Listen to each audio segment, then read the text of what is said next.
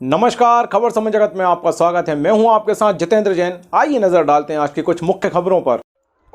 रहे हैं। सिंधिया को कहा जाता है कि आप ग्वालियर चंबल में मत जाइएगा, वहां जूते बजेंगे। सुरजेवाला ने कहा कि राकेश सिंह को यात्रा का प्रभारी बनाकर 3 दिन से मंच पर चढ़ने की इजाजत नहीं दी जा रही है। वीडी शर्मा को बैरियर से कूदकर स्टेज तक आने की जहमत करनी पड़ रही है। इनके नेता किस तरह से अपमानित हो रहे हैं? क्या यह नहीं दर्शाता कि भारतीय जनता पार्टी हार का मुंह सामने देखकर बौखलाई हुई है? उसका इससे बड़ा सबूत क्या हो सकता है कि मई 2011 में शिवराज सिंह चौहान ने डॉक्टर मनमोहन सिंह के साथ बिना रिफाइनरी के 12,000 करोड़ के निर्माण और उद्घाटन में हिस्सा लिया हो और अब वह दोबारा कसीदे पड़ रहे हैं।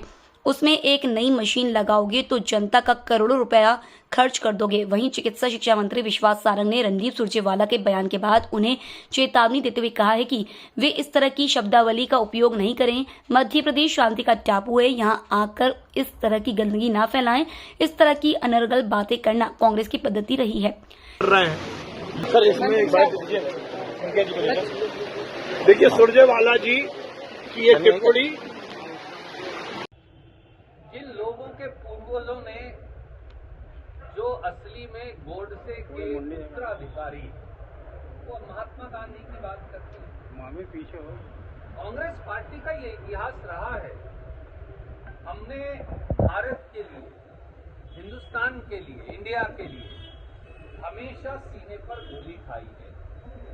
महात्मा गांधी जी हो, वो इंदिरा गांधी जी हो, वो राजीव गांधी जी हो, और वही नहीं, हमारे मुख्यमंत्रीगण, चाहे वो पंजाब के पूर्व मुख्यमंत्री थे सरदार बेन सिंह जी, चाहे पड़ोस के राज्य जो मध्य प्रदेश का हिस्सा ही रहा है छत्तीसगढ़, तो विद्याचरण शुक्ला जी, नंद कुमार पटेल जी।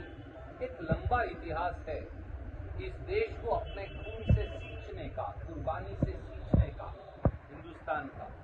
और वो लोग जिन्होंने हमेशा भारत को तोड़ने की राजनीति की, धर्म के आधार पर, जाति के आधार पर, क्षेत्रवाद के आधार पर, भाषा के आधार पर, सोच और विचार के आधार पर, उन्हें कोई अधिकार नहीं कि वो इस देश की परंपरा और संस्कृति को, भारतीयता को चुनौती दें।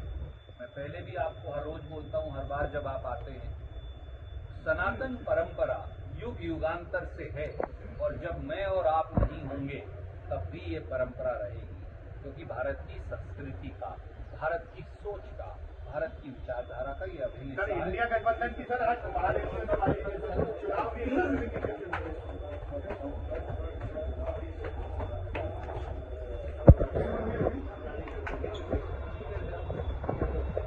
इनकी सिर्फ फुटबॉल हर रोज आप देख रहे हैं, रिपोर्ट कर रहे हैं, जारी है।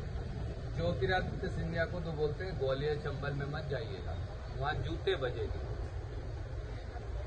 राकेश सिंह को यात्रा का प्रभारी बनाकर 3 दिन मंच पर ही चढ़ने की इजाजत नहीं दी जा रही। वीडी शर्मा जी को अब बैरियर बांधकर स्टेज तक यात्रा में आने की जहमत करनी पड़ रही है। किस प्रकार से अपमानित हो रहे हैं इनके नेता? क्या ये नहीं दर्शाता कि भारतीय जनता पार्टी